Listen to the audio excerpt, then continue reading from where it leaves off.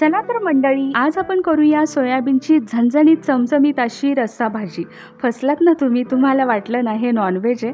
हो हो, त्याच्यापेक्षा सुद्धा भारी होते बरं का ही भाजी. एकदा अशा प्रकारे करून पहाच, तुम्ही खूप आवडीने खाल. पहिलं तर आपण 10 ते 15 मिनिटासाठी सोयाबीन भिजत ठेवले होते, त्यातलं पाणी काढलं. मस्त सोयाबीनला फ्राय करून घ्यायचं, चिमटभर मीठ टाकायचं, तेल टाकायचं, ब्राऊन कलर येईपर्यंत आपण सोयाबीन भाजून घेतले. त्यानंतर मी वाटण तयार केलं, त्यामध्ये आपण खोबरं आणि कांदा भाजून घेतला, आलं लसूण कोथिंबीर आणि टोमॅटो सगळं एकत्र बारीक करून घेतलं. कढईमध्ये तेल गरम झाल्यानंतर वाटण टाकून घेतलं, मस्त फ्राय करून घेतलं. नंतर घरगुती मसाले तेल सुटेपर्यंत परतून घेतले. त्यानंतर भाजलेलं सोयाबीन यामध्ये टाकून घेतलं, छान परतून घेतलं, याला एक वाफसुद्धा दिली. नंतर मी यामध्ये कोमट पाणी टाकून घेतलं आणि मस्त 10 ते 15 मिनिटासाठी मंद आचेवरती ही भाजी आपल्याला शिजवून घ्यायची आहे.